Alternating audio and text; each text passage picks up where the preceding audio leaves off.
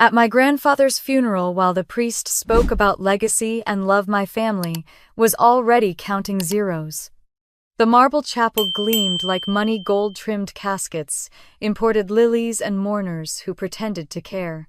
I sat in the second row, hands folded in my lap, watching my mother dab her eyes with a lace handkerchief that hadn't touched a single tear. My father, Richard, checked his Rolex every few minutes as if the service was taking time away from more important business. My brother Marcus whispered jokes to his wife, and even from 2 rows back, I could hear the faint chime of someone's champagne bracelet. That's how they grieved, by showing off. When the service ended, the lawyer stood at the front of the chapel and cleared his throat. "If the family will follow me," he said. "Mr. Harrison requested that the reading of his will take place today." The words cut through the murmurs like a bell. My heart tightened. Grandpa had been a man of precision and purpose. If he wanted the will read today, it meant something. I followed my family into the mahogany-paneled office next door, the same one where I'd spent summers as a child sketching in the corner while Grandpa discussed shipping contracts and business deals. The lawyer, Mr. Hanley, adjusted his glasses and opened a thick folder.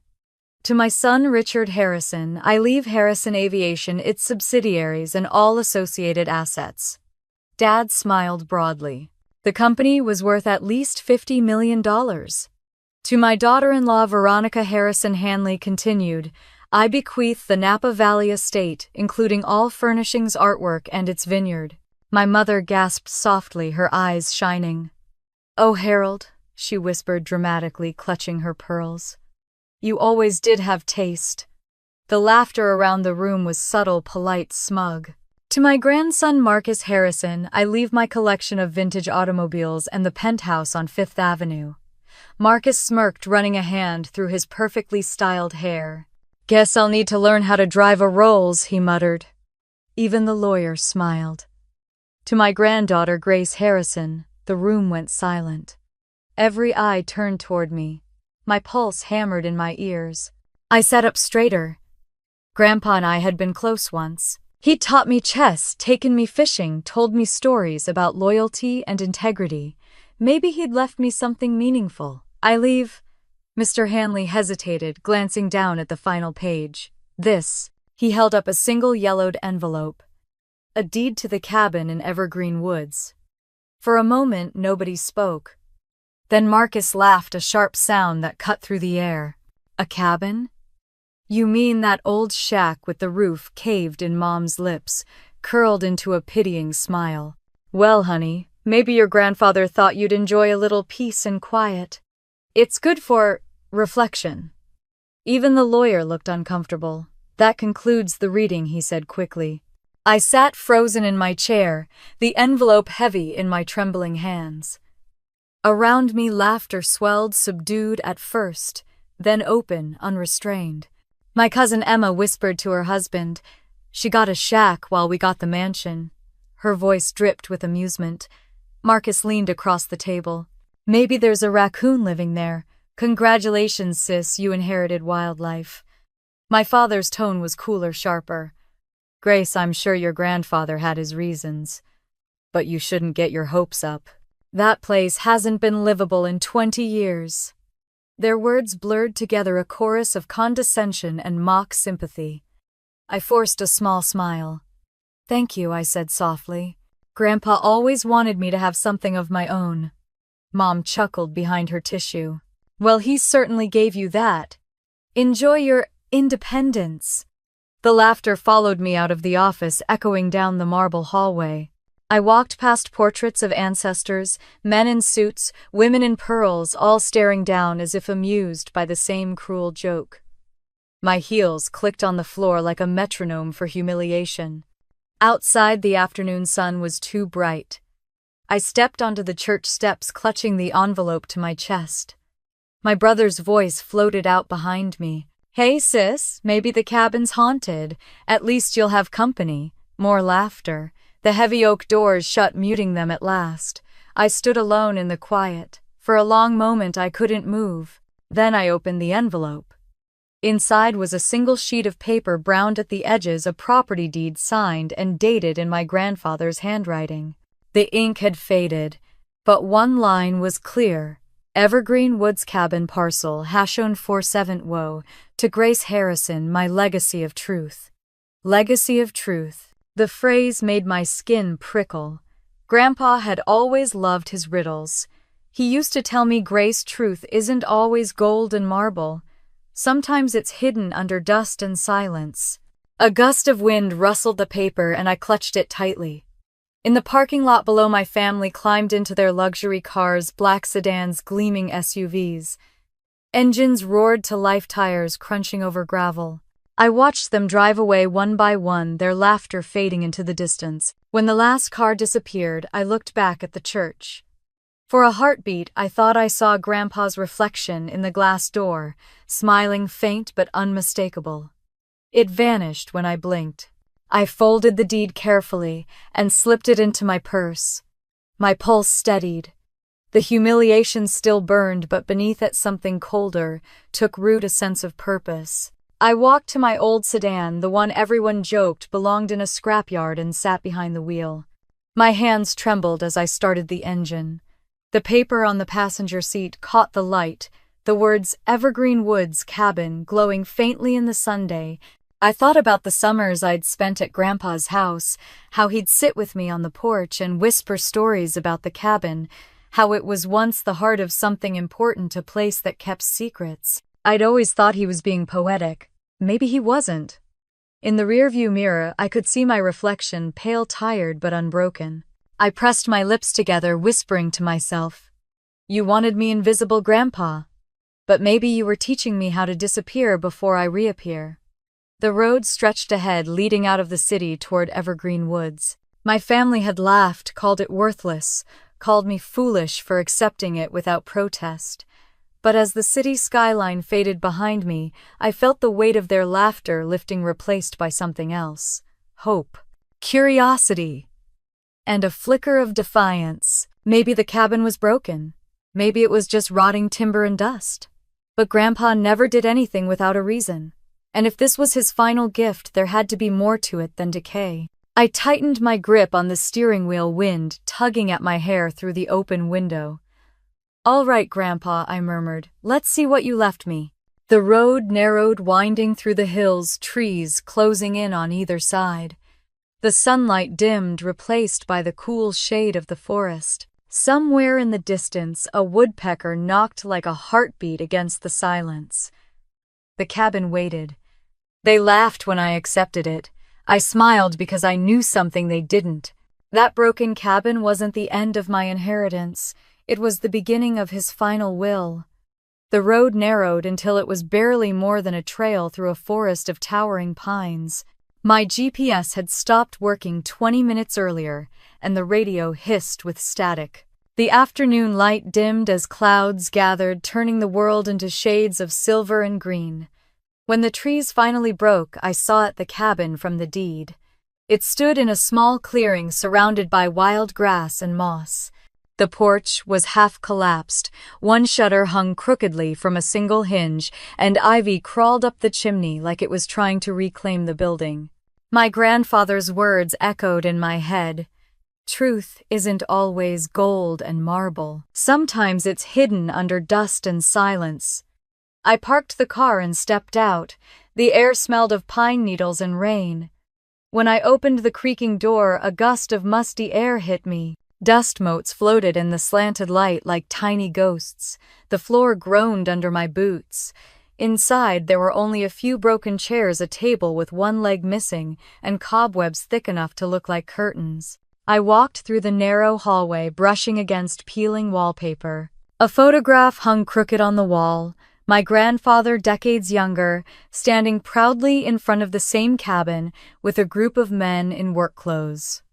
The sign above them read Harrison Timber Company, 1972. I touched the frame gently. The handwriting on the back said, "Where it all began." So this wasn't just a random cabin. It was the birthplace of the family business that had made the Harrisons rich. Everyone else had inherited the company, the estates, the mansions. And me, I got the place where it all started, where it had been built by calloused hands and honest labor. Outside, the crunch of boots on gravel made me turn. An elderly man approached, leaning on a walking stick. His face was weathered, his expression kind but cautious. "Miss Harrison?" he asked. "Yes, I'm Bennett. Used to be caretaker around here back when your granddad still came up every month." I smiled slightly. "I didn't think anyone came here anymore." "Not for years," he said. "Most folks in town forgot this place existed. Harold never did." "You knew him well," Bennett nodded. "As well as anyone could know a man like him. He said this cabin was his conscience. Funny thing, isn't it? Richest man in the county? But this old shack was where he came to feel grounded." I looked around the clearing. My family said he was losing his mind at the end. Bennett's eyes narrowed. "He was sharper than all of them put together. Just stopped playing their games." "Be careful, Miss Harrison. People remember things differently when there's money involved." The warning lingered long after he disappeared down the trail. As evening fell, I sat by the broken window and reread the deed. On the back, faint handwriting caught the light key beneath the hearth. "Truth inside the roots." I grabbed a flashlight and knelt by the fireplace. The stones were cracked, the mortar crumbling. I reached under the hearth, and my fingers brushed something wrapped in cloth. I pulled it out, a small rusted key tied with a red ribbon. My heart pounded. The key didn't match the front door or any cabinet. I tapped along the floorboards near the fireplace until I heard a hollow sound. I pried up one plank and found a metal box nailed shut, its lock ancient but intact. The key was too small. I sighed, frustrated, but tucked it into my pocket anyway. On a dusty bookshelf, I noticed a row of old encyclopedias. One was slightly pushed forward. I pulled it out and something fell from behind a leather-bound journal. The first page read, "If you're reading this, I trust you found the cabin." My breath caught. I turned the page. The entries began like a business log, notes about lumber shipments, meeting schedules, and expansion plans. Then the tone changed. The handwriting grew hurried, angry. Richard altered the board vote. I confronted him. He denied it, of course. "But I know. The company's soul is being sold piece by piece." I froze. "Richard, my father." Another line followed. "If he won't protect what I built, I will. The cabin will hold what they can't destroy." My fingers trembled. My grandfather had known his son was betraying him. He had hidden something here, something important enough to build an entire secret room around. A flash of lightning illuminated the window. The rain started suddenly pelting the roof in waves. I kept reading. The last entry was dated just months before his death. "Grace is the only one who listens. She understands value beyond money. One day she'll need this place more than they know." My eyes burned. For the first time since the will reading, the ache of humiliation gave way to something else, grief mixed with awe. He had trusted me even when I didn't understand why. The phone buzzed in my pocket, startling me. Mom's name glowed on the screen. I hesitated before answering. "Sweetheart," she said, her tone syrupy. "Your brother posted a funny picture of that cabin. Everyone's having a laugh. Don't take it personally." I kept silent. "Anyway, we've been thinking you shouldn't stay there. It's dangerous. Come home and we'll help you sell the property." "You mean you'll buy it back for pennies?" I said flatly. "Grace, don't be dramatic. You know your grandfather wasn't himself toward the end." "Maybe you're wrong about that." Her voice hardened. "I'm trying to protect you. You don't know what you're dealing with." "I think I'm starting to," I whispered and hung up. The storm raged outside, thunder rolling through the hills. I lit 2 candles and sat on the floor with the journal open beside me. Shadows danced on the walls and the cabin creaked like it was breathing. A branch snapped outside. I froze, heart hammering. The sound came again, footsteps crunching on wet leaves. I grabbed my flashlight, walked to the door and threw it open. Nothing but rain and darkness. The wind carried a faint, metallic echo like someone closing a car door in the distance. I waited a long moment before stepping back inside. The fire had gone out, leaving the cabin in darkness, except for the flickering candles. I slipped the journal and the key under my pillow before lying down on the couch. Sleep came fitfully, full of half-formed dreams of my grandfather whispering through static. When morning light filtered through the broken windows, the rain had stopped. Steam rose from the forest floor. I brewed instant coffee over a camping stove and glanced around. Something about the fireplace caught my eye, tiny carvings on the floorboards near the hearth almost invisible under years of grime. I knelt down and wiped away the dust. There it was again, my grandfather's initials, HH carved beside a familiar symbol, his favorite chess piece, the knight. "You left me a game, didn't you?" I murmured. The sunlight touched the carvings like a quiet answer. Outside, the forest was still, yet for the first time I didn't feel alone. Somewhere in the silence, I could almost hear my grandfather's voice saying, "You'll find it when you stop looking for gold and start looking for truth." I stepped onto the porch and took in the view, the mist curling between trees, the endless stretch of green. The cabin was falling apart, but beneath the decay, I felt its purpose beating like a hidden heart. They all laughed when I accepted this place, when I walked out of the lawyer's office with an old envelope instead of millions. But as I stood there watching sunlight break through the fog, I understood why Grandpa had chosen me. This cabin wasn't a punishment, it was an invitation. Somewhere inside its walls was the truth that could change everything. And I was finally ready to find it. By the time I woke up, sunlight was spilling through the cracks in the wooden walls. The storm had passed, leaving behind the soft smell of wet pine and earth. For a moment, everything felt still until I opened my phone. The notifications were endless. My brother Marcus had posted a photo of me holding the cabin deed at the lawyer's office, captioned, "Some people just aren't meant for the big leagues." Dozens of laughing emojis followed. My cousin Emma commented, "Guess cabins are cozy, if you like rats." Others joined in, people I hadn't spoken to in years. Someone had even tagged a local newspaper, the Harrison heiress who got a shack. I sat on the edge of the couch staring at the screen. My throat burned. Every click of laughter felt like a match against my skin. They weren't content to humiliate me in private, they wanted the world to laugh too. The phone buzzed again.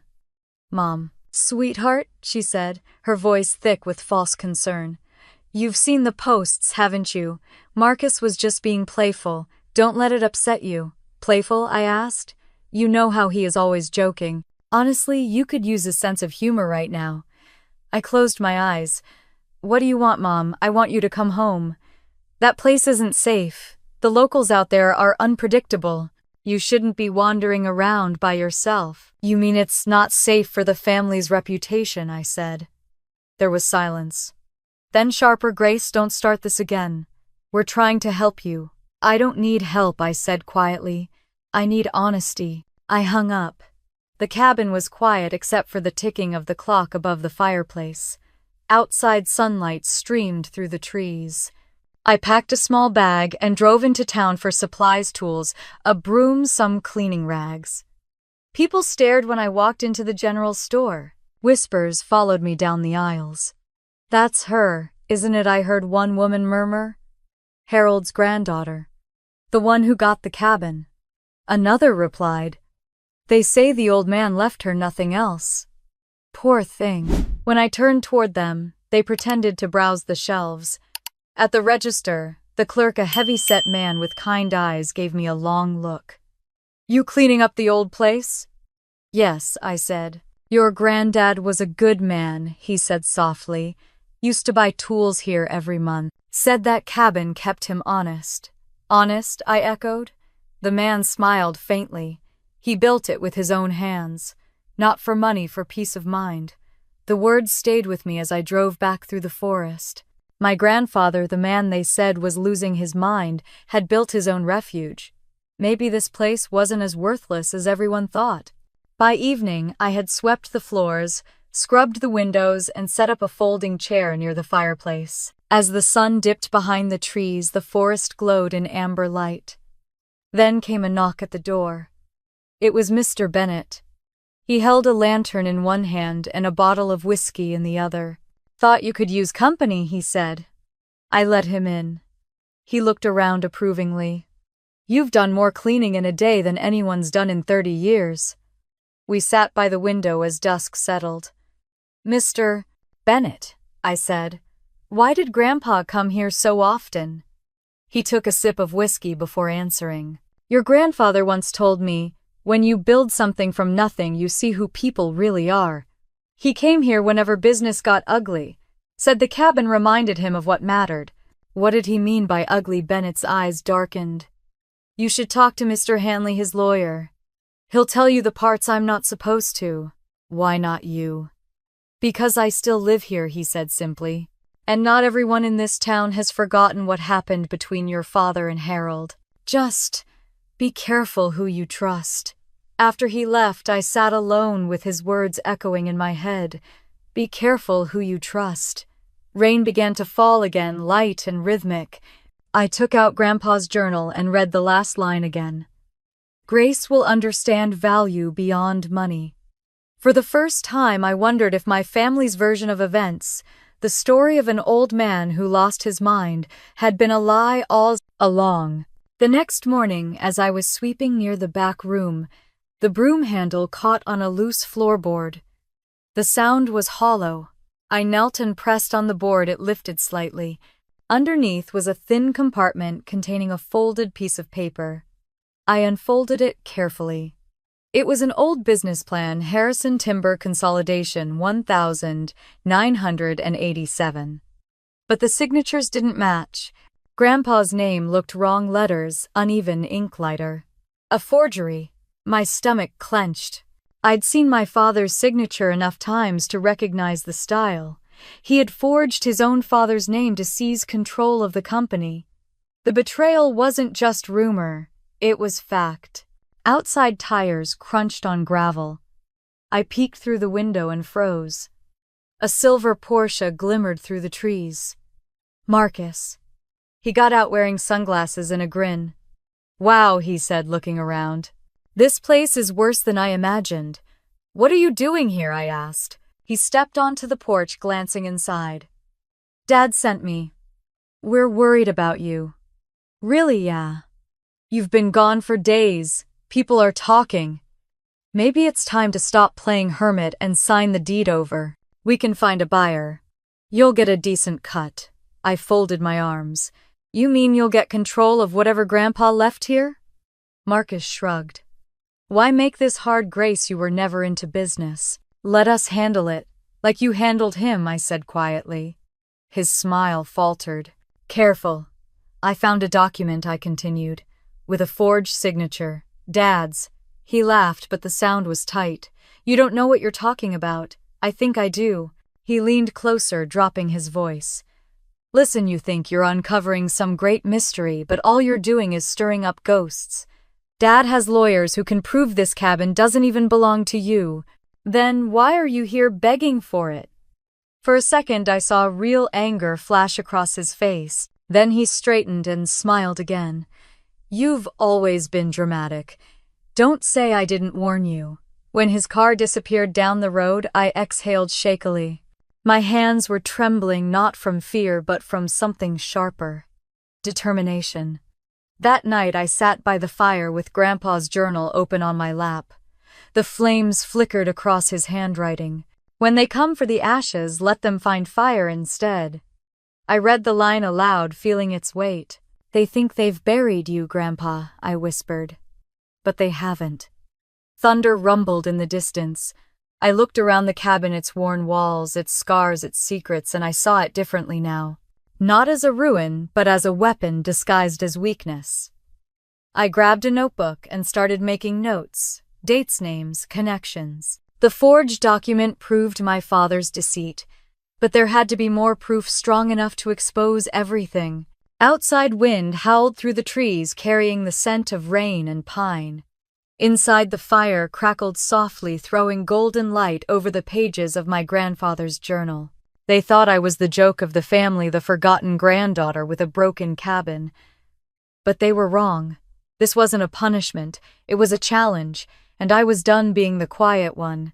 By the time I blew out the candle, the rain had stopped. The forest outside was silent again, heavy with secrets. I looked around the cabin, my inheritance, my battleground, and whispered, "All right, Grandpa, let's finish what you started." In the shadows near the fireplace, the carvings of his initials caught the last flicker of light, glowing faintly like a silent promise. The first thing I noticed when I reached the cabin was the silence. It wasn't peaceful, at least not yet.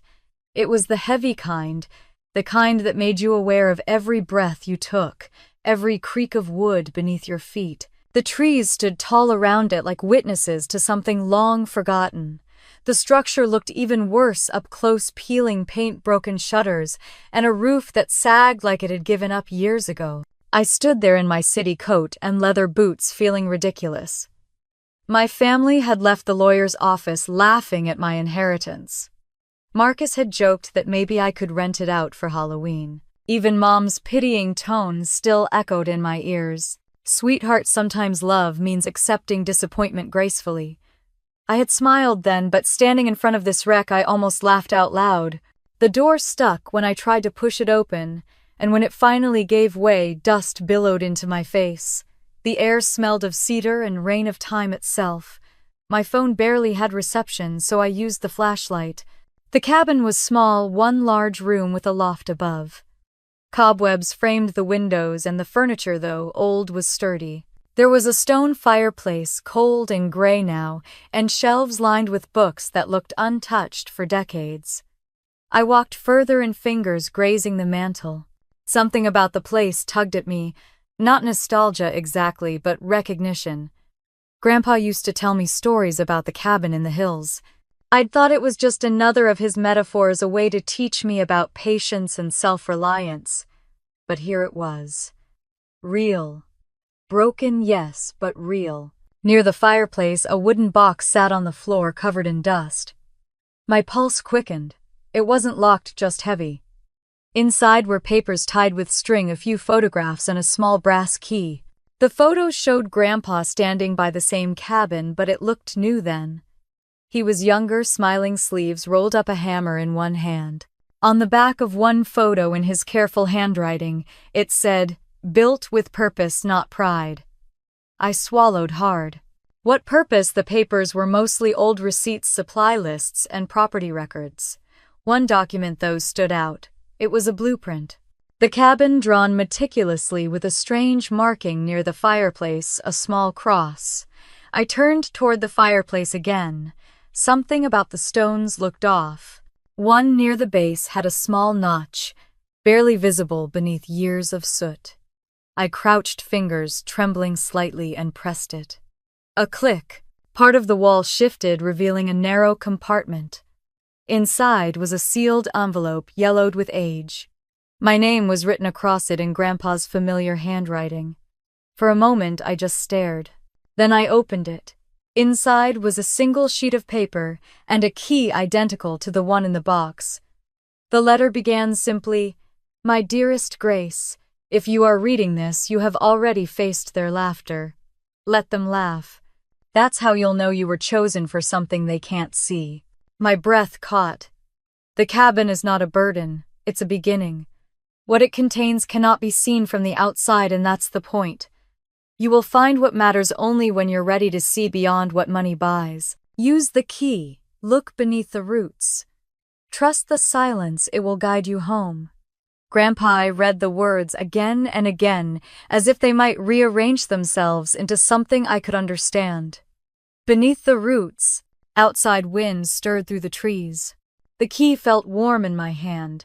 I stepped out onto the porch and scanned the yard. The grass had overgrown and wildflowers pushed through the cracks in the path. Near the back of the cabin, an old oak tree towered, its roots thick and gnarled like fingers gripping the earth. I walked toward it, the ground soft underfoot. The base of the tree looked undisturbed, except for a patch of earth that seemed smoother than the rest, as if it had been touched or dug before. I hesitated. The sun was setting, painting the forest gold. A shovel leaned against the cabin wall, rusted but sturdy. I grabbed it and began to dig. The soil came away easily at first, then harder as roots thickened beneath the surface. After a few minutes, the shovel hit something solid. I knelt and brushed away dirt. A small metal box almost the same size as a jewelry case. My hands shook as I lifted it free. The lock matched the key perfectly. The lid opened with a faint click. Inside was a velvet pouch, an old journal, and a small silver chess piece, a knight. I lifted the knight, feeling its weight. It was smooth, worn from handling. On its base, engraved in tiny letters, were the words, "The game isn't over." The journal smelled like pine and ink. The first page was dated more than 30 years ago. Grandpa's handwriting filled every line. Notes about business deals, shipments, and something called Integrity Holdings. My eyes widened as I skimmed the entries. He had been transferring shares, investments, and ownership into hidden trusts years before the will was ever written. The last entry stopped me cold. The assets are secured beneath her name. Grace must never know until she understands what value really means. The family will chase money. She must learn purpose. The night will lead her when the board resets. My heart pounded. Assets. Hidden trusts. My name.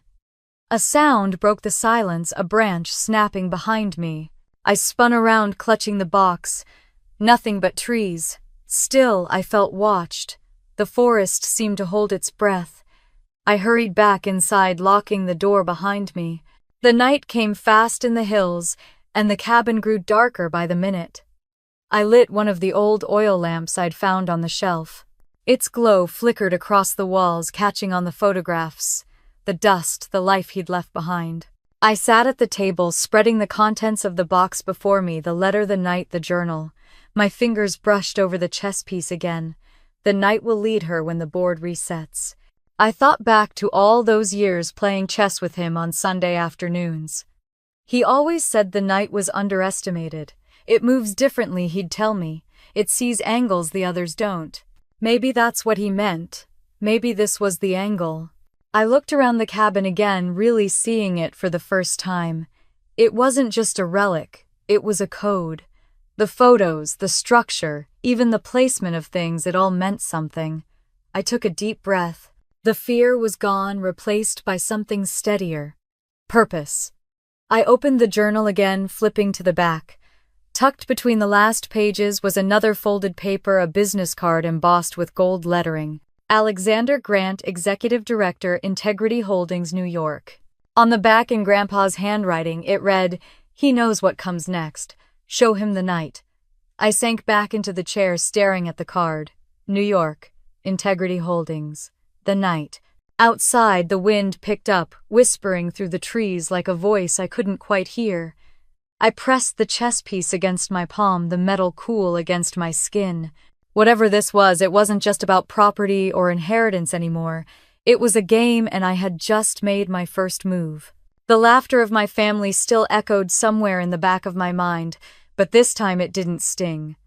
They'd seen an old cabin. I'd seen a map. As I closed the journal and blew out the lamp, the cabin fell into darkness again. But I wasn't afraid. For the first time since the will reading, I knew where I was going. And more importantly, I knew who I was becoming. The rain had followed me all the way down the mountain.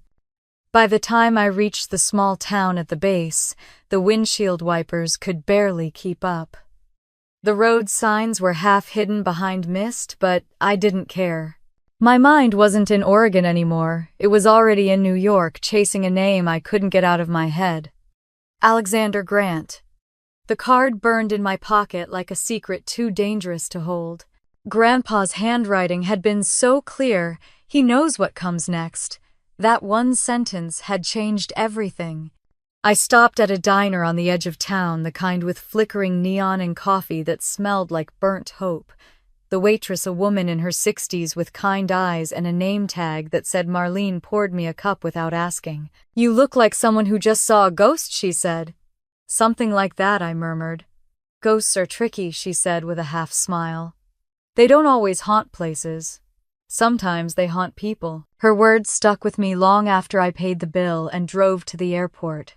By the next morning, I was sitting in a window seat watching clouds swallow the sky. My reflection in the glass didn't look like a teacher anymore. I looked like someone standing on the edge of something vast and irreversible. When the plane touched down at JFK, the city hit me like a current, fast, loud, alive. Taxi horns, flashing billboards, people rushing with purpose. Everyone here looked like they knew where they were going. I wasn't sure I did. Grant's office was in Midtown Manhattan on the top floor of a tower, so sleek it looked like it had been carved from mirrors. The receptionist barely looked up when I said my name. "He's expecting you, Miss Harrison. Take the private elevator to 37. Expecting me. The elevator doors opened to a space that looked more like an art gallery than an office. White walls, glass partitions, and a panoramic view of the skyline. A tall man stood by the window, hands clasped behind his back. He turned when he heard me. "Grace Harrison," he said. His voice was calm, deep, deliberate. "I was wondering how long it would take you to find me. You knew I'd come." He smiled slightly. "Your grandfather made sure of it." He gestured toward a leather chair. "Please sit." I hesitated. Who are you to him? I was his partner. Silent by choice.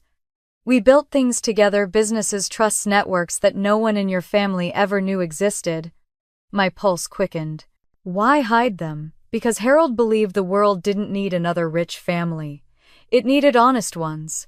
He opened a folder on his desk and slid a stack of documents toward me.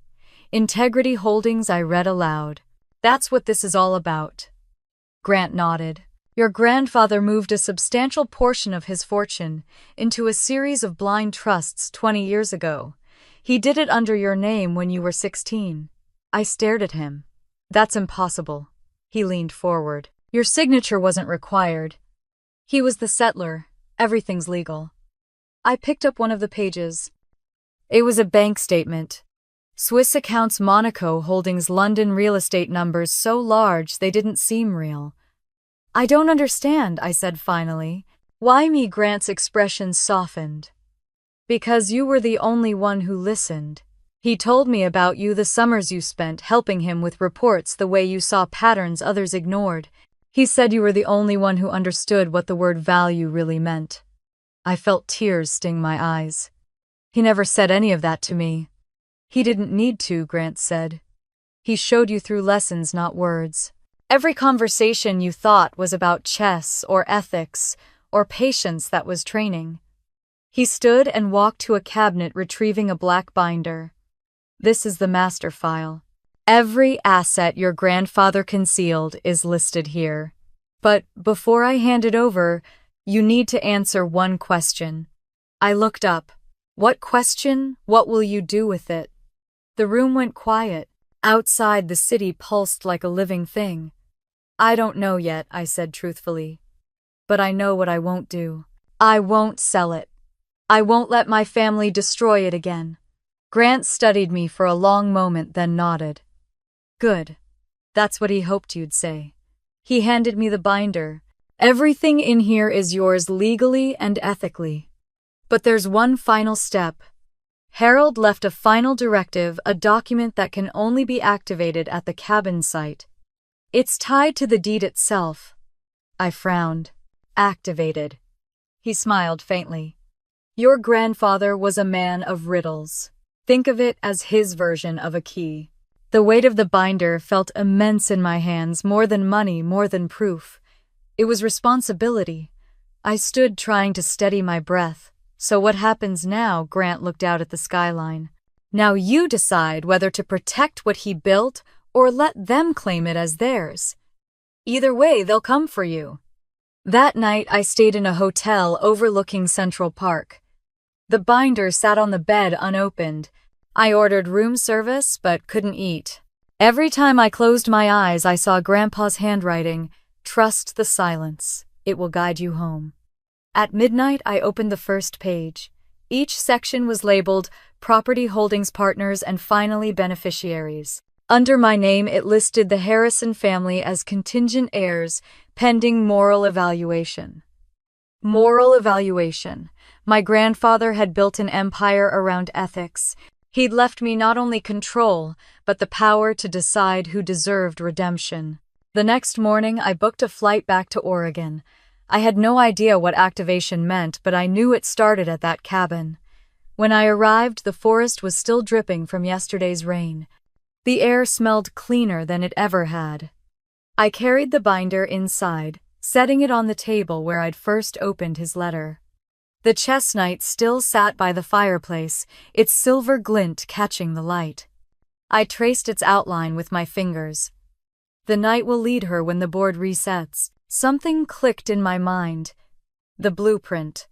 I pulled it from my bag, unfolding it across the table. The cross marked near the fireplace wasn't a symbol, it was a direction.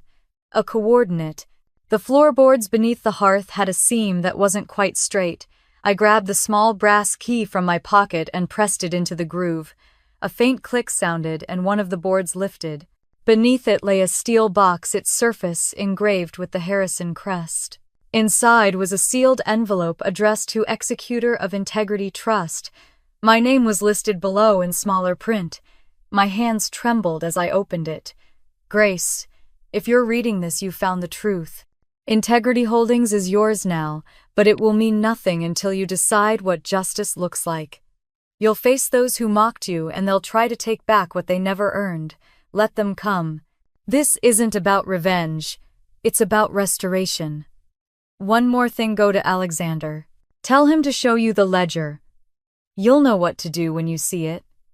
Grandpa, the letter slipped from my fingers. The ledger. There was still another layer to all this. The room seemed to breathe around me. The cabin wasn't just shelter.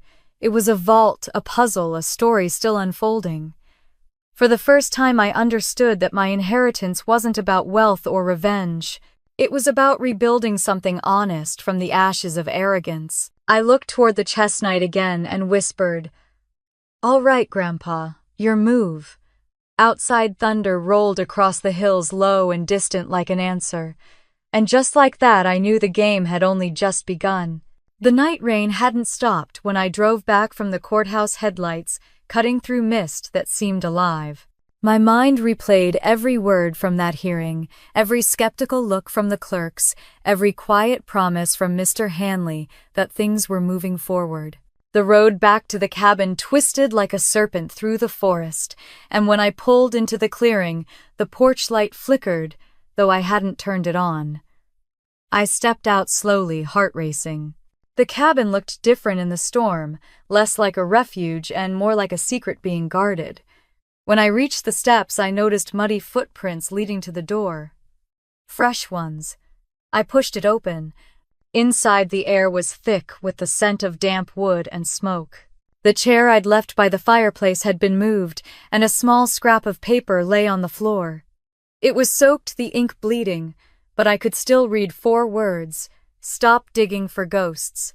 The words sent a chill through me. Someone had been inside. By the time dawn broke, I'd packed a bag and headed into town. Mr. Hanley met me at a diner near the courthouse, his suit slightly wrinkled, eyes alert as always. "They know," I said quietly, sliding the wet note across the table. He read it, jaw tightening. "That didn't take long. Your father's team must have caught wind of your filing. They'll try to freeze the executor petition before it clears." I took a sip of coffee that tasted like ash. "Can they stop it?" "Only if they can discredit the documents," he said. "But your grandfather's signature, the Swiss banking certifications, the addendum, they're solid. The key is getting it verified before Richard manipulates the narrative." "Then let's move faster," I said. Hanley smiled faintly. "Now you sound like him." We spent the morning filing a formal motion to recognize the executor of truth, a clause buried in my grandfather's trust that granted me authority to investigate and restore any assets hidden or misused within the Harrison estate. It wasn't money, it was power, legal, documented, real. In the courthouse, the marble floors echoed with every step I took. Across the hall, 2 men in black suits waited outside the clerk's office. I recognized one of them, Lowell, my father's lawyer. He smiled when he saw me. "Miss Harrison," he said smoothly, "you're causing quite a stir. Must be exhausting chasing old ghosts." "Not nearly as exhausting as covering them up," I replied. He chuckled, but there was something sharp in his eyes. You don't understand how deep this goes. Walk away while you still can.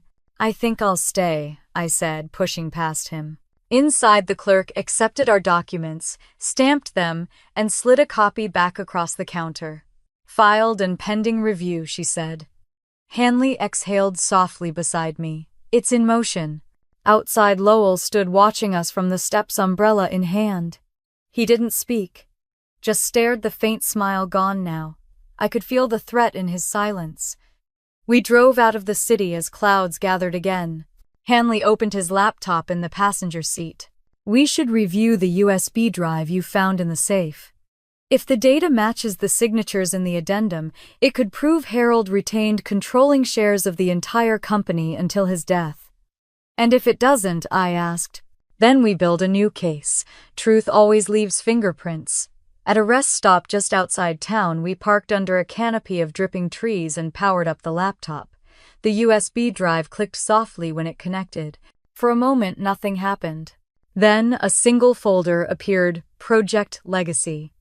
Hanley double-clicked it.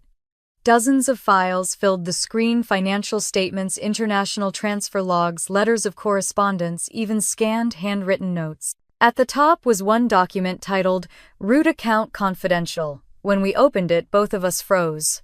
The file detailed a network of offshore holdings under a shell corporation, Integrity Holdings LLC, registered under my grandfather's name, and later transferred into something called the Cabin Property Trust. According to the documents, the cabin wasn't just real estate. It was a keystone asset, the legal anchor for an entire corporate empire. Whoever held the deed controlled the trust. Hanley looked at me astonished. Your grandfather hid his fortune inside plain wood and dirt. Genius. I couldn't speak. I thought about the laughter in the lawyer's office, the smug faces when I accepted the deed. They had mocked me for owning what they couldn't see. What happens now? I asked finally. Now, Hanley said, closing the laptop, we make sure no one steals it again. When I returned to the cabin that night, I found 3 new voicemail messages waiting. The first was from my mother. Grace, please stop this nonsense. You're upsetting your father. Think about the family. The second was Marcus, his voice, dripping with sarcasm. Hope you're enjoying your haunted hut. Maybe you'll find Grandpa's ghost guarding the fortune that doesn't exist. The third message chilled me. It was my father. You're playing a dangerous game, Grace. Walk away. There are things you don't understand. I deleted all 3. The forest was silent except for the chirping of crickets. I locked the doors, pulled the curtains, and sat by the fire. For the first time, I didn't feel afraid. I felt awake. The next morning, an envelope arrived by courier. Inside was an official document bearing the seal of the county court. I unfolded it with trembling hands. Pending full verification, Grace Harrison is hereby recognized as acting trustee of the Harrison legacy. The words blurred as I read them again and again. Acting trustee. It wasn't a victory yet, but it was recognition, a step into the light. I laughed softly through tears, the sound echoing in the empty cabin. Then I remembered what Grandpa had said once during a summer afternoon long ago. You can't change people, but you can change the rules of the game. Maybe that's what he'd done, changed the game so that honesty would eventually win. That night, I wrote to Mr. Bennett telling him I'd uncovered the trust's first layer and thanking him for his warning. As I sealed the envelope, my eyes drifted to the old map hanging above the fireplace. I hadn't noticed before, but in the corner, faint pencil marks traced a line from the cabin to a shaded area labeled Harrison Timber Estate. Next to it, in my grandfather's tiny handwriting, were the words, Root Account. The hair on my arms rose. I stepped outside the forest, thick with the scent of pine and dew. Somewhere beyond those trees lay the next piece of his puzzle. The wind whispered through the branches, carrying the faintest echo of my grandfather's voice. Find the roots, Grace. That's where the truth grows. I turned back toward the cabin, its windows glowing in the dark. What they had dismissed as a decaying ruin was in fact the beating heart of everything my family had built and everything they'd stolen. The road to justice was still long, but tonight I finally knew which direction it led. And for the first time I was ready to follow it. The storm that had haunted Evergreen Woods finally broke that night, leaving the world washed clean and cold. I hadn't slept. The cabin felt smaller than ever, as though the walls had drawn closer with each new discovery. When the first light touched the window, I opened my laptop to check the financial database Hanley had helped me unlock. At first, everything looked normal: balances, account numbers, dates. Then red alerts started flashing across the screen. Dozens of unauthorized login attempts, all from different IP addresses. My heart sank as I scrolled further. Someone was trying to access Integrity Holdings' Swiss accounts. The system showed multiple failed entries and one partial success. My phone vibrated. "Hanley," I said, breathless. "They're already moving," he said. "Your father must have hired a private team. They're trying to cut you off from the inside. Don't log in again from that device." "They're stealing it," I whispered. "No, they're trying to make you look like you did. If they can plant digital evidence, the courts could suspend your status." "What do we do?" "You follow the breadcrumbs," he said. "And Grace, don't trust anyone who calls you family until we sort this out." After the call ended, I turned back to the map hanging above the fireplace. My eyes lingered on the faint handwriting root account. If there was one place my grandfather had hidden a failsafe, it was there. I packed a flashlight, a crowbar, and my grandfather's journal, then drove out before noon. The road wound deeper into the forest until it narrowed to a dirt path. When I reached the abandoned sawmill that bore the old Harrison Timber Co. sign, my stomach twisted. The building stood like a skeleton, its metal siding eaten by rust, its windows black with grime. Inside, the air was cold and stale. Fallen beams littered the floor. I followed the sound of dripping water through a corridor until I found a locked door marked "Office." The key from the cabin fit perfectly. Dust swirled in the beam of my flashlight. An oak desk stood in the center of the room, covered in papers long turned to yellow. Behind it hung a photograph, the same one from the cabin wall, my grandfather and his workers smiling proudly. But in this version, something was different. In the lower corner of the frame, carved faintly into the wood, were the initials HH and a small chess knight. My pulse quickened. I pried the frame from the wall. Behind it was a metal safe built into the plaster. The small key I'd carried since the day of the will slid in easily. With a soft click, the door opened. Inside were stacks of folders, an external hard drive, and a sealed envelope. The label on it read, "For Grace when they come." My fingers trembled as I tore it open. If you're reading this, they've already turned on each other. The company is their god now. You'll need allies. Find Hanley, he's the only one who still believes in honor. But beware of Marcus. He's his father's mirror. He'll smile before he strikes. I closed my eyes, remembering the day Marcus had come to the cabin pretending to be concerned. He had been the spy all along. The next few pages of the letter described a series of accounts tied to a project called Evergreen Fund, all hidden beneath shell corporations. If my father or Marcus tried to liquidate assets, the trail would lead straight to them. It wasn't just evidence, it was a trap my grandfather had set decades ago. I left the mill with the hard drive and letter tucked safely into my bag. The rain had started again, steady and cold. By the time I reached the cabin, dusk had settled. The moment I opened the door, I knew something was wrong. The air felt disturbed. The curtains fluttered, though no window was open. My laptop screen glowed on the table. Someone had turned it on. I rushed forward and froze. The security camera footage was playing. Marcus stood in the middle of the room. He had been here while I was gone. The video showed him rifling through my files, copying something onto a flash drive, then glancing at the camera with a smirk before leaving. My stomach dropped. I grabbed my phone and called him. He answered on the second ring. Well, he said. "Didn't take you long. You broke into my home. It's not your home, Grace. It's family property, and everything you're meddling with belongs to Dad." "You mean everything you stole from him?" I shot back. He laughed. "You really think this is about morality? You've been out of your depth since the will reading. Do yourself a favor and stop playing detective before you drown." "Too late," I said. "I already know what you did with Harrison Timber." His tone hardened. "You don't know anything. I know about the Evergreen Fund." Silence. "Then you shouldn't have found that." The call ended abruptly. That night, as I sat by the fire, headlights flashed through the window. A black SUV idled at the edge of the clearing, engine humming. I killed the lights and watched from the shadows. The vehicle stayed there for several minutes before finally backing away into the trees. I couldn't shake the feeling that this was only the beginning. The next morning, I met Hanley downtown. He looked exhausted. "You were right," he said, sliding a printed report across the table. "Your brother accessed the trust servers using a cloned authorization key. We traced it back to his office computer. Can we prove it? Not yet. But we can corner him."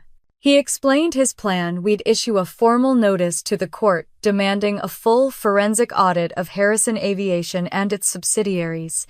If Marcus or Richard resisted, it would look like guilt. I nodded. "Do it." "Are you sure this will burn every bridge left in your family?" "They set the fire first," I said. That evening, I drove to the company headquarters downtown. Marcus's car was parked outside, gleaming beneath the streetlights. I walked through the lobby, ignoring the receptionist's hesitant greeting, and went straight to his office. He looked up from behind a glass desk, perfectly composed. "Grace," he said smoothly, "to what do I owe the pleasure you were in my cabin?" I said. He leaned back, folding his hands. "I don't know what you're talking about. Don't lie to me."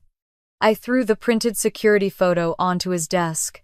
"You copied my files." He glanced at the image, then smiled faintly. "I was checking on the property." "You should thank me for making sure no one else breaks in." "Save the sarcasm," I snapped.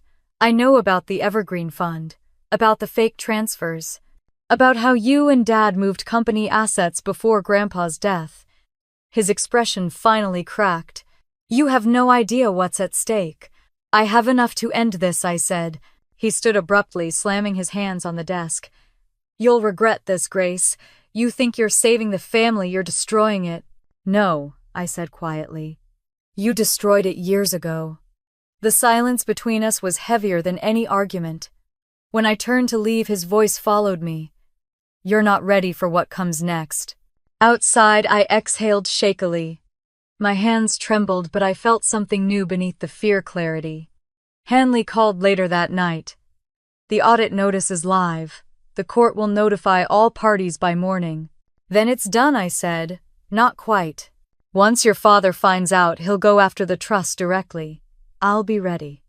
After we hung up, I stood by the window of the cabin, watching the forest breathe in the dark. The trees swayed, gently whispering secrets older than any of us. Somewhere out there, headlights flickered again, but this time I didn't hide. "Come and see what you've built," I murmured. "Let's see how strong your empire really is." The wind howled, carrying my words into the night. And though I was alone, I no longer felt small. For the first time since Grandpa's funeral, I wasn't reacting. I was planning. And the game had just turned in my favor.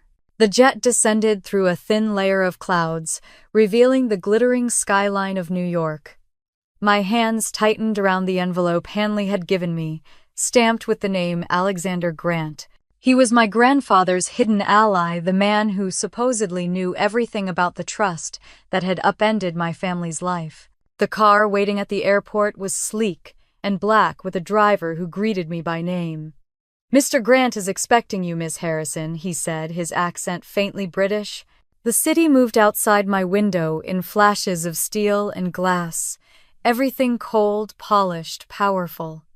It felt like the opposite of the cabin, yet somehow just as haunted. When the elevator doors opened on the top floor of Grant Industries, a tall man in his 60s stood waiting.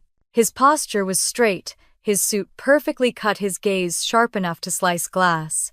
"Grace Harrison," he said with a small smile. "You look just like Harold did when he realized control was the real inheritance." I hesitated. You knew him well better than most, he said, motioning for me to follow him into an office with floor-to-ceiling windows.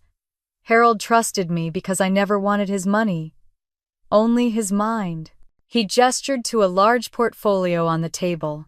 Your grandfather built 3 companies, but only one mattered: Monarch Trust Holdings. The others were just smoke. The cabin you inherited isn't property. It's registration ground, the legal anchor of every share and holding Harold ever created. Whoever owns that deed owns everything. I sank into a leather chair. You mean the cabin is the center of the empire? Grant nodded slowly. Exactly. He buried his fortune under the illusion of failure. When your father took over Harrison Aviation, Harold withdrew the heart of it, the control stock, and hid it in plain sight. He handed me a set of documents. The company structure sprawled across the pages like a web, dozens of subsidiaries, shell corporations, and international investments, all looping back to one phrase: Cabin Property Trust. It's brilliant, he said.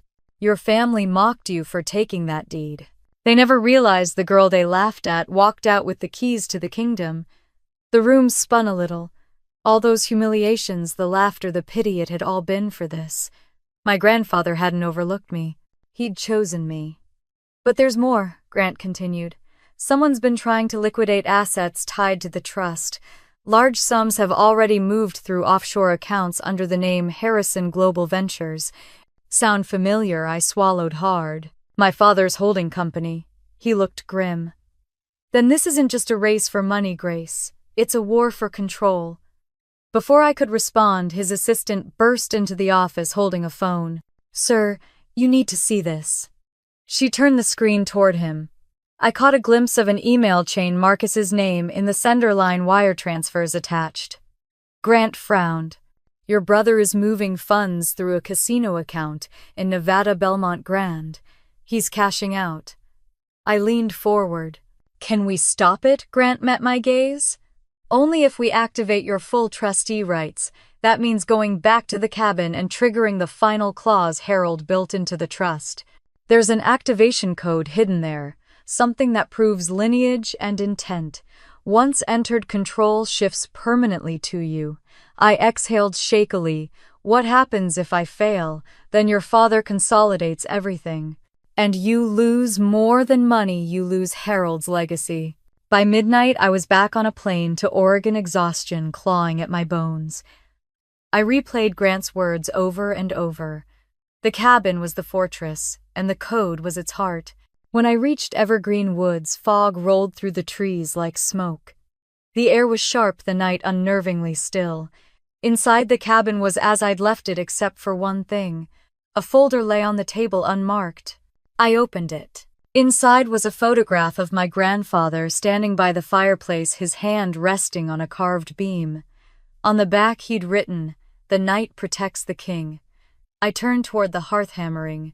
The carvings near the floorboards, the ones shaped like chess pieces. My fingers traced the small knight etched into the wood. Underneath, hidden by years of soot, was a sequence of letters and numbers. I grabbed my laptop and typed them into the encrypted portal Grant had given me. For a moment, nothing happened. Then the screen flickered. Integrity Holdings ownership transfer initiated. Confirm identity. A second window appeared with my grandfather's old signature. I hesitated, then signed my name below. The loading bar moved agonizingly slow. Outside, thunder rolled across the mountains. Finally, the message appeared: ownership confirmed. Primary trustee Grace Harrison. I stared at the screen, shaking. It was done. Everything he'd built, every company, every property, it all belonged to me. The phone rang. I nearly dropped it. Grace, my father's voice came through, calm but cold. You've made a mistake. I gripped the receiver. You mean the same kind of mistake you made 30 years ago? You don't understand what you've unleashed, he said. Those holdings aren't clean. There are investors, real ones, who won't take kindly to a teacher playing executive. I'm not playing, I said. Then you've doomed yourself, he hissed. You think power is a gift. It's a burden. You'll learn that the way Harold did alone. I laughed softly. You're right about one thing. I'm done being part of your family. I'm rebuilding his. There was a pause, then a bitter chuckle. You sound just like him. Let's see if you survive as long. The line went dead. I sat there, the phone still in my hand, as the weight of what had happened settled around me. For years they'd called me naive, too soft for business. But maybe softness wasn't weakness. Maybe it was the one thing they'd never understand: compassion sharpened by truth. The next morning Hanley called with news. The court has received confirmation from both the Swiss bank and the Federal Registry. You're officially recognized as the primary trustee. They can't touch it now. I let out a shaky breath. It's over then. For now, he said. But your father won't stop. He'll pivot to whatever he thinks you can't control. As we ended the call, I looked around the cabin. Sunlight streamed through the windows, touching every scarred board, every mark of time. What once looked broken now felt eternal. Later I found an old VHS tape tucked behind the bookshelf, one I hadn't noticed before. The label simply read, "For the Last Move." I slid it into the player. My grandfather appeared on the screen, sitting right where I sat now by the same fire. His voice was calm, almost tender. "If you're watching this, Grace, it means the board is reset. I built everything for them and they sold it for scraps. But I built you for truth. Don't use this power to punish. Use it to remind them what honor feels like." Tears blurred my vision. "I'll try, Grandpa," I whispered. He smiled faintly on the screen. "You already have." When the tape ended, I sat in silence for a long time, listening to the wind outside. My phone buzzed again. This time it was a text from an unknown number. "Congratulations, executor. Enjoy your victory. Phase 2 begins tomorrow." Attached was a photo, Las Vegas, the Belmont Grand Casino glowing under neon lights. I stared at it, pulse quickening. So this was what my brother had been hiding. The game wasn't over. It had just moved to a brighter battlefield. I shut down the lights, the cabin glowing faintly in the dawn. "You taught me patience, Grandpa," I whispered into the quiet. "But now it's time to play." The morning headlines were impossible to ignore. My face stared back at me from every business site and social feed. "The forgotten heiress takes over the Harrison empire." I hadn't asked for the attention, but now that it was here, I intended to use it. By noon, my phone was buzzing, nonstop: reporters, investors, lawyers. I ignored them all until one text appeared from a number I hadn't seen in months. "Family dinner tonight. We need to talk." "Mom." I stared at the message for a long time. It wasn't an invitation, it was a command. The drive to the Harrison mansion felt shorter than it had in years, though every mile carried a different kind of weight. When I stepped through those towering oak doors, it was as if the past had been waiting there for me. The same chandelier glowed above the marble foyer, the same air of privilege and perfection clinging to every inch. But this time I didn't feel small walking through it. Mom met me in the hallway, dressed in pearls and control. "You've made quite a spectacle," she said, her smile brittle. "So have you," I replied, glancing at the camera crew that had filmed her charity gala the night before. "Though I'd say mine is more productive." Her lips tightened. "Let's not start." The dining room smelled of money and tension. My father sat at the head of the table, Marcus to his right, their lawyer Mr. Lowell beside them. No one spoke as I took my seat. Dad broke the silence first. "You've humiliated this family, Grace. Selling our name to the media for attention." "I didn't leak anything," I said calmly.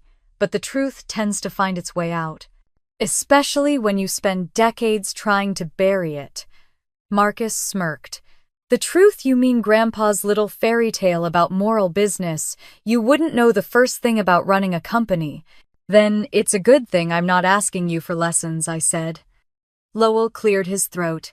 "Miss Harrison, if I may, your sudden claim of ownership has disrupted multiple operations. It would be in everyone's best interest if you transfer executive control back to your father. A symbolic gesture of unity, if you will." I leaned back. "Unity without honesty isn't unity. It's just corruption with better lighting." Marcus slammed his glass down. You think you're better than us because Grandpa gave you his leftovers, I smiled faintly. I think I learned from the only Harrison who still had a conscience. Dad's voice dropped cold and sharp. You're playing with fire, Grace. You're turning family into enemies. Maybe I'm just seeing the enemies who are pretending to be family, I said. The air froze. I reached into my bag and placed a thick folder on the table. This, I said, sliding it toward my father, is the new ownership record. Harrison Aviation, Harrison Timber Integrity Holdings, all under executor of truth jurisdiction. The courts have recognized it, and every move you've made since Grandpa's death will now be audited. Lowell went pale. That's impossible, Hanley's voice answered from the doorway. Not impossible, just inconvenient. They turned as he entered, briefcase in hand. I thought you might want legal representation of your own, Grace. I couldn't hide my satisfaction. Perfect timing. Hanley set another document on the table. The court verification arrived this morning. Miss Harrison's rights as trustee are absolute. Any attempt to interfere will constitute fraud. Marcus looked like he might explode. You tricked us. No, I said softly. I played by Grandpa's rules. The same ones you all ignored. Mom finally spoke, her voice trembling. We're your family. How could you do this to us? I met her gaze. You laughed when I got that envelope. You said Grandpa didn't love me. You thought I was the leftover. All I did was prove you wrong. Dad stood, veins pulsing in his neck. If you think I'll work for you, I interrupted quietly, then you'll finally know what it feels like to be dismissed. The room went silent except for the tick of the antique clock. Mom's eyes welled with tears. Grace, please, you're taking everything. No, I said. I'm taking back what was stolen. Marcus's voice broke through the silence, loud and shaking.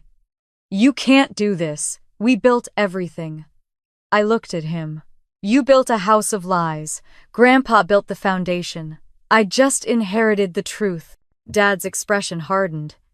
You think this makes you powerful. You've ruined our reputation. I didn't ruin it, I said. I revealed it. For a moment, no one spoke.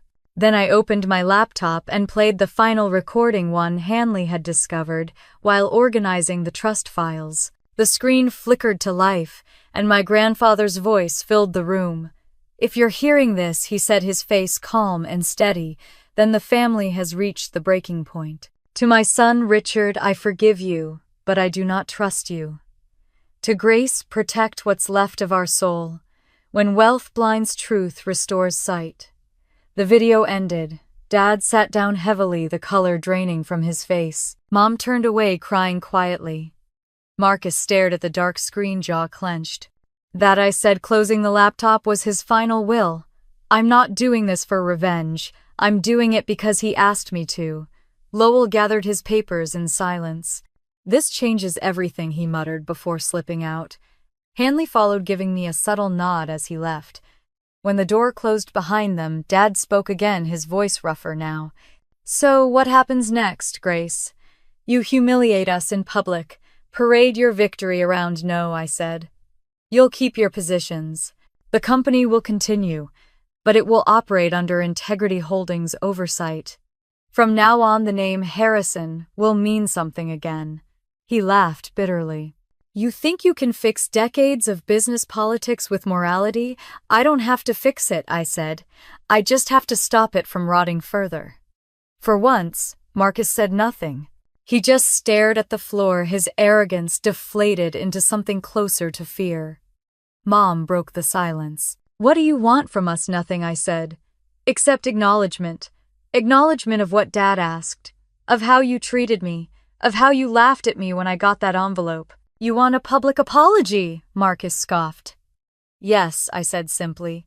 Everywhere you bragged about your inheritances on social media, in interviews, you'll correct the record. You'll say you were wrong. You'll tell the world who truly carried Grandpa's legacy. That's humiliating, he snapped. I smiled faintly. Good. Now you know how I felt.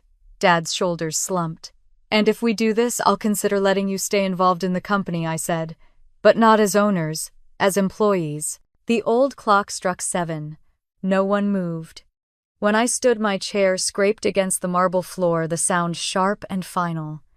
"You always said I didn't belong at this table," I said softly. "You were right. I belong at the head of it." I walked out before they could answer. Outside, dusk painted the sky a deep bruised purple. The mansion glowed behind me, golden and cold. For years I dreamed of leaving this place behind. Tonight I left it conquered. As I reached my car, my phone buzzed again. A new message. No name, just a photo, neon lights reflecting off a casino sign, Belmont Grand Harrison Property. The text read, "You've won the battle. Let's see how you handle the Empire." I stared at the screen until the lights of the mansion faded in my mirror. The family war was over. But the legacy war, the one Grandpa had started decades ago, was only beginning. And this time I wasn't playing defense anymore. The city glittered beneath the plain like a mirage of gold and sin. Las Vegas at night was everything my grandfather had warned about: bright, noisy, and built on illusion. The text from the unknown number had been short but sharp: Belmont Grand Casino. "Check the books before your brother does." By the time I landed, it was nearly midnight.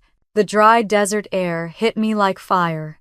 A sleek black sedan waited outside the terminal, the driver holding a sign that read Grace Harrison Integrity Holdings. My pulse quickened. Whoever sent the message knew exactly who I was.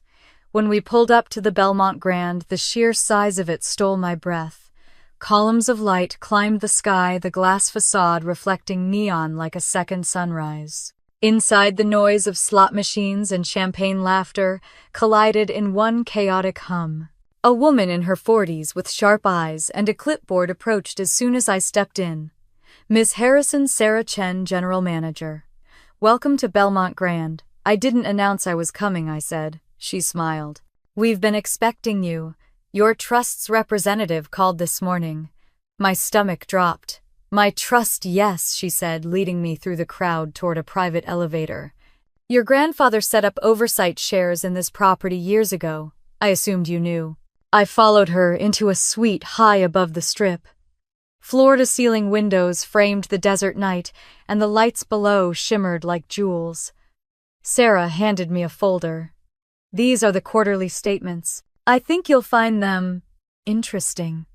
When I opened it, the numbers blurred together at first, then focused sharply into something terrifying. Wire transfers. Offshore accounts. Millions missing, funneled through subsidiaries with familiar names. "Harrison Global Ventures," I whispered. Sarah nodded. "We traced those transactions. They lead to accounts owned by your brother and your father." It started a week after Harold's death. I felt my throat tighten. "They used this casino to launder money." She hesitated. "Technically, yes, but there's more. They sold portions of the profit shares to foreign investors without board approval." I closed the file. "They turned Grandpa's last investment into a criminal front." Sarah's expression softened. "I think your grandfather suspected something like this. He told me once, 'If the numbers ever start lying, tell Grace.'" The words hit me like a punch. I walked to the window and stared at the city. He knew they'd betray him. He always knew. By morning, Hanley had arrived. His flight from Portland landed at dawn, and he joined me in the suite, still wearing his wrinkled gray suit. "You've seen the books?" he asked. "Yes. It's worse than we thought. They didn't just move assets, they built an entire system of shell companies. Belmont Grand is just one piece." Hanley poured himself a cup of coffee.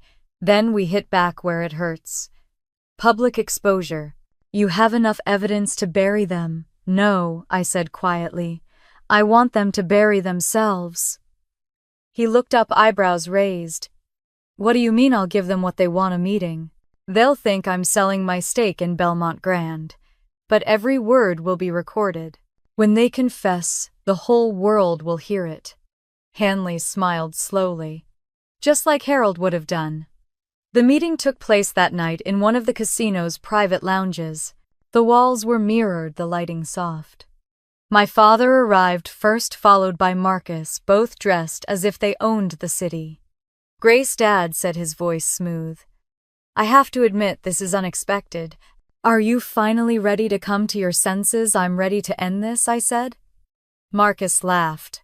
End it. You can't run a billion-dollar network. You don't belong here. Maybe not, I said, sliding a folder across the table. But I belong to the truth. I'm selling my shares. On one condition, you sign the full confession I drafted. For the record. Dad leaned back. You expect us to incriminate ourselves.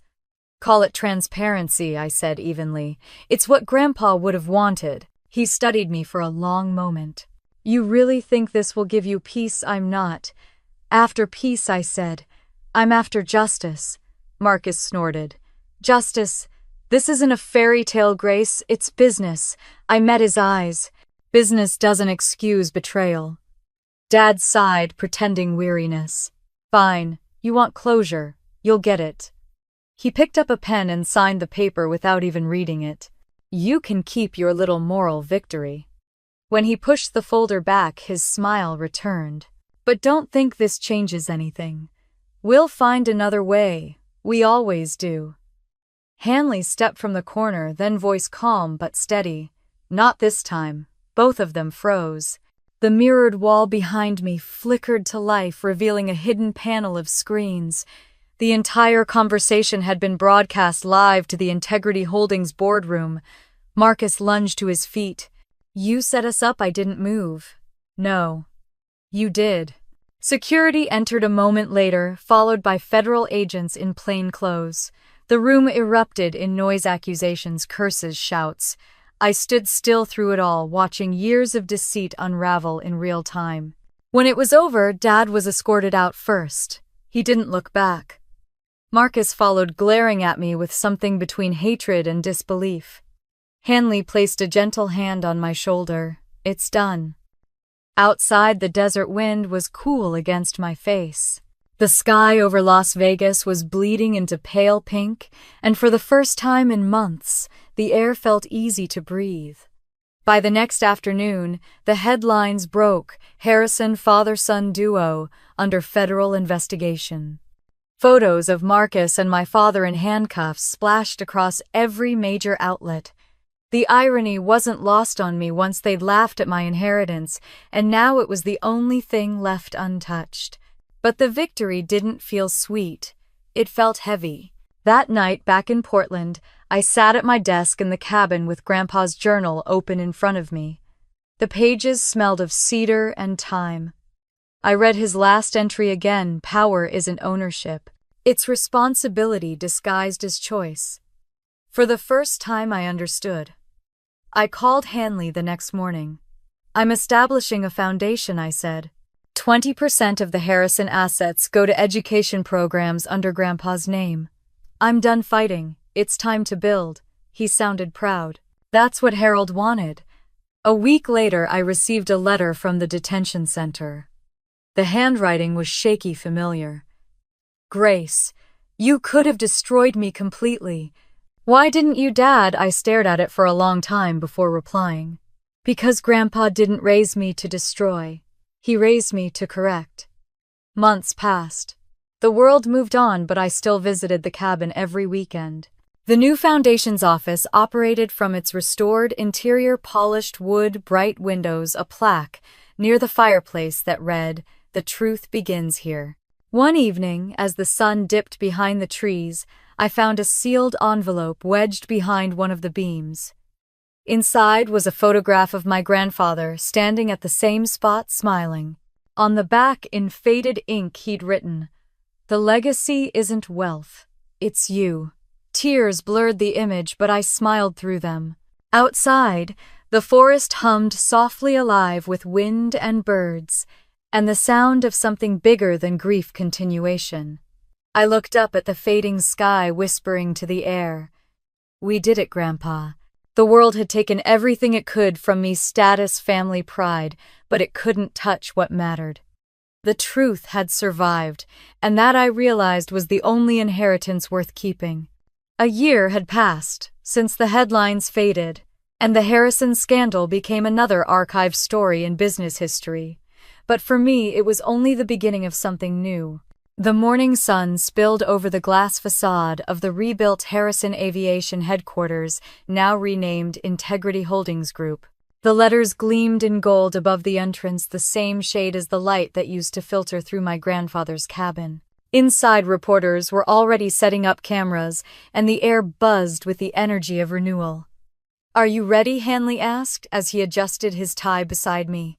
I looked out over the crowd gathering in the atrium, hundreds of employees, investors, journalists, and students. For the first time, I said softly, "I think I am." He smiled. "Then, let's show them what Herald's real legacy looks like." The event began with the unveiling of the Herald Foundation for Integrity in Education. A massive banner dropped from the ceiling, revealing the foundation's emblem, a tree whose roots formed the outline of a chessboard. I stepped to the podium, the applause softening into expectant silence. My grandfather, I began, believed that wealth meant nothing without wisdom. He once told me that the true inheritance isn't money, it's integrity. That belief built this foundation, and it's why we're here today. I saw familiar faces in the crowd, former employees who'd left when the company turned corrupt.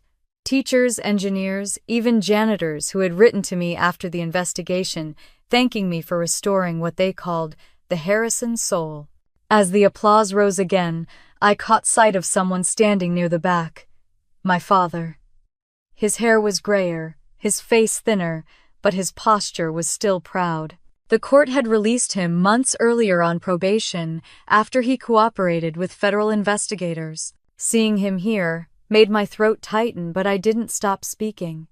"This foundation will provide scholarships for students who can't afford education," I continued. "It will fund innovation projects for sustainable technology. We will rebuild not what was lost, but what was neglected, the belief that business can serve people, not just profit." When the ceremony ended, I stepped off the stage and found myself face to face with him. For a moment, neither of us spoke. "You did it," he said finally, voice rough. "I did what Grandpa wanted," I replied. He nodded slowly. "You did what I couldn't." We walked toward a quiet corner of the atrium. The noise of conversation and music faded behind us. "How are you?" I asked. "Trying," he said. "Working with the environmental division you assigned me to. It's humbling." I studied him. "That's the point." He chuckled, not unkindly. "You sound like him." I learned from the best, I said. He looked away, eyes glistening. "I used to think power meant control. Turns out it means accountability." "For both of us," I said. "We're Harrison blood. That name should finally mean something good." Before he could answer, Marcus appeared. He looked older, too, less arrogant, more uncertain. "Grace," he said, holding a folder. "I finished the quarterly sustainability report." "Thank you," I said. He hesitated. I wanted to say, I was wrong. About everything. I met his eyes. "You were angry, not evil. That's what I tell myself," he exhaled. "I'm just grateful you didn't cut me out completely." "Everyone deserves a chance to start over," I said. "Even family." For a moment, the three of us stood together, father, daughter, brother. The air between us still carried the weight of what we'd done to each other, but for once it didn't feel suffocating. That evening, I drove out to Evergreen Woods. The cabin was no longer a ruin. Its windows glowed with warm yellow light, and a small wooden sign above the door read Herald Education Retreat. Volunteers were inside, college students, local teachers, and young interns, all laughing as they organized stacks of books. Mr. Bennett stood near the porch, watching them with a content smile. "Never thought I'd see this place full of life again," he said as I approached. "He always wanted it that way," I replied. "He'd be proud," Bennett said. I walked inside. The fireplace crackled gently. The carved chestnut near the hearth caught the light, gleaming faintly like it had a heartbeat of its own. On the wall hung a framed photograph of my grandfather standing beside a younger me, both of us, covered in sawdust, smiling. Under it, a plaque read, "Truth built here." Later, when everyone left, I sat at the old wooden table with my journal open. The night air drifted through the window, carrying the smell of rain and pine. For a long time, I wrote, I thought revenge was the goal. But revenge fades. Purpose endures. What began as anger became understanding, and understanding became peace. I paused, then added, Grandpa was right. Justice isn't a courtroom. It's the courage to stay honest when no one's watching. A soft knock came at the door. When I opened it, Marcus stood there holding a small box. "What's that?" I asked. He handed it to me. Inside was a vintage pocket watch engraved with my initials. Dad found it in one of Grandpa's old safes. Said it was meant for you.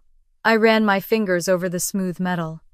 On the back, a single line was etched. Time is the only wealth you can't replace. Tears blurred my vision. "Thank you," I whispered. Marcus smiled faintly. "Dinner's ready. The volunteers are making stew. And Mom's actually cooking." I laughed softly. That's a miracle in itself. Later, we all sat around the large table, me, Mom, Dad, Marcus Hanley, and a few of the Foundation's staff. The food was simple, the laughter easy. The kind of peace our family hadn't known in decades. As the evening wound down, Dad raised his glass. To Harold he said, his voice thick with emotion. And to Grace for reminding us who we are. I shook my head gently. To all of us. For finally listening. After dinner, I stepped outside onto the porch. The forest glowed faintly under the moonlight. Fireflies drifted through the air like tiny embers. Mom joined me quietly. "You forgive us, don't you?" she asked. I took a breath. "I've accepted who we are." "That's enough," she nodded.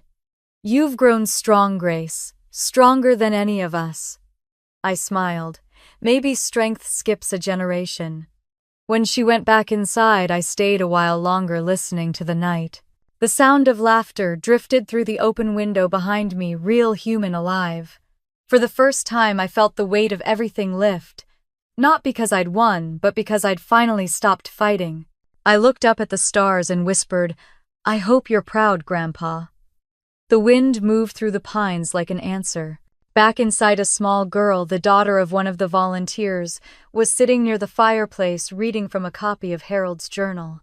She looked up as I approached. "Was your grandpa really rich?" she asked innocently. I smiled. He was honest. That's rarer. The fire crackled softly, throwing golden light across her curious face. "Then maybe I'll be rich too," she said. "You already are," I told her. When she laughed, I felt something shift inside me, a quiet certainty that the legacy was alive, moving forward in ways even my grandfather couldn't have imagined. Outside, the forest whispered again, full of life and promise. I watched the flames flicker and thought of all the moves it had taken to reach this point. The game was over. The lessons remained. And for the first time in my life, I was exactly where I was meant to be. The morning light poured through the trees like gold silk, settling over the cabin that had once been forgotten. Laughter echoed across the clearing, children chasing each other between tables, volunteers setting up banners, the smell of coffee and pine filling the air. The sign over the door read Harold Foundation for Integrity and Education, and below it a smaller plaque gleamed, "Truth built here." I stood on the porch with a mug of coffee, watching it all unfold. 1 year ago, this cabin had been a ruin. Today it was alive. Every board, every window, every voice carried the sound of restoration. I thought of Grandpa's words, the ones I'd read 100 times. The truth is a seed, not a sword. If you plant it, it grows stronger than you. Hanley joined me, his steps slow but sure. "I told you once," he said, "you'd turn revenge into something bigger." "You did." I smiled. He didn't give me money. He gave me a map. I just followed it here. Down by the long tables, a group of college students waved. They were part of our first scholarship class, kids who'd grown up in small towns like I had now, studying business ethics and law through the foundation. One of them held up a sign painted with the words Integrity Day, and my chest tightened. Hanley leaned on the railing beside me. "Your father's coming today," I nodded. "And Marcus too. They're both speaking at the youth mentorship session." He chuckled softly. "You managed to rebuild a family and a company in the same year. That's rarer than any trust fund." "Rebuilding is easier when you stop fighting ghosts," I said. We were all chasing different versions of Grandpa's approval. Now we're finally building his vision instead. The crowd began gathering near the stage, a small wooden platform built where the old shed used to stand. I took a deep breath and walked down Hanley's words, following me like the quiet pulse of memory. When I stepped up to the microphone, the crowd quieted. Faces looked up at me, employees, students, neighbors, reporters. Even a few of Grandpa's old business partners stood in the back, their expressions softened by time. "Thank you for being here," I began. "A year ago, I thought I'd inherited a ruin. A broken cabin, a broken family, and a broken name. But sometimes the things that look broken are just waiting to be rebuilt." A ripple of quiet moved through the audience. This cabin was my grandfather's final gift. Not because of what it was, but because of what it meant. He taught me that wealth without purpose is just noise. But truth builds. Truth endures. I paused, catching sight of my father standing near the second row. He gave a small nod, pride flickering through the humility that had taken him a lifetime to learn. Marcus stood beside him, surrounded by a group of young entrepreneurs he now mentored. "Our foundation's first year has funded 30 full scholarships," I continued. "We've launched community education centers in 5 states, and next year we'll begin the Herald Initiative for Global Integrity, bringing ethical business education to schools across the country. Because real legacy isn't about inheritance, it's about impact." Applause rose, rolling like a wave. I blinked against the sunlight and emotion rising behind my eyes. When the event ended, I slipped away from the crowd and walked into the woods behind the cabin.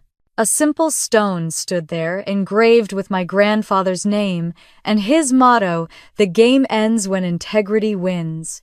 I knelt beside it, tracing the letters with my fingers. "You were right," I whispered. They learned.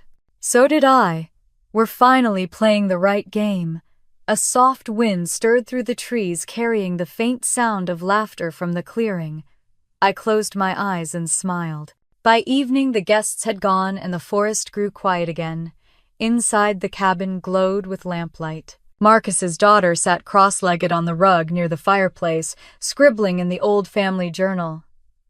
"What are you writing?" I asked, setting a tray of tea on the table. She looked up, her cheeks flushed. "What I want to be when I grow up." "And what's that?" "Someone who builds things that last," she said proudly. I smiled and handed her the compass Hanley had given me earlier. "Then you already have your map." She turned it over in her hands, eyes wide. "Does it really work?" "It always points true north," I said. "But it only works if you're brave enough to follow it." She grinned. "Like you." I looked at her, this next generation who would grow up knowing integrity, not as an idea but as a way of life. "No," I said gently, "better than me." Later, I sat by the window with a glass of wine, watching the sky darken. The forest hummed softly, full of night sounds and memories.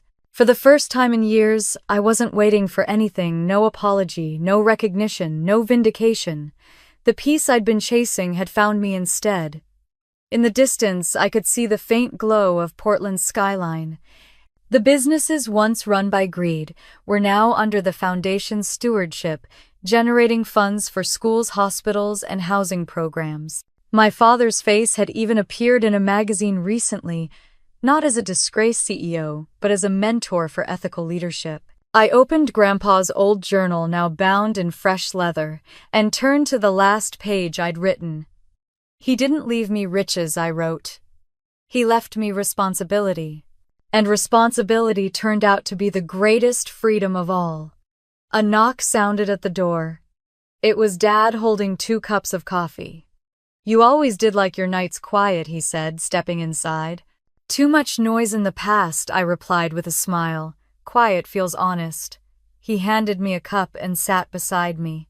"You've done something extraordinary, Grace. You turned our family's worst mistakes into something that might actually matter." "It wasn't just me," I said. "It was all of us finally telling the truth." He looked out the window, eyes distant but peaceful. "I hope Harold can see this." "He can," I said softly. "He's been here all along. When he left, I stayed by the window a little longer watching the stars. The cabin's lights reflected faintly in the glass, overlapping with the constellations, two worlds finally aligned. I thought about everything that had led here, the humiliation, the fight, the loss, the rebuilding. Revenge had started the journey, but redemption had finished it. What began with a broken cabin had become a home for truth. The camera I'd used to film the Foundation's updates still sat on the table. I turned it on, framed the cabin behind me, and spoke directly to it. "If you're watching this," I said, smiling softly, "I hope you remember this story isn't just about money or revenge. It's about what you do when the world underestimates you. About the moment you stop chasing validation and start creating value." My grandfather used to say that justice isn't loud, it's steady. It builds one honest act at a time. I leaned forward slightly, my voice quieter now. If this story reminded you of your own journey, of something you lost and rebuilt, tell me about it. Share it. Because stories like this are how we remind each other that truth still matters. I paused, letting the silence settle before I added, "And if you believe that integrity still wins in the end, stay with us. There are more stories to tell, more battles to fight, more hearts to rebuild. Like, comment, subscribe, and keep this circle growing. Because legacy isn't what we leave behind, it's what we build together." The red recording light blinked, once then faded. Outside, dawn was beginning to bloom again, over the treetops, soft and golden. The world felt vast and forgiving. I closed the journal, set down the compass, and whispered one last time, "We did it, Grandpa." The wind moved through the pines like applause. And somewhere in that quiet, I realized the truth had finally come home.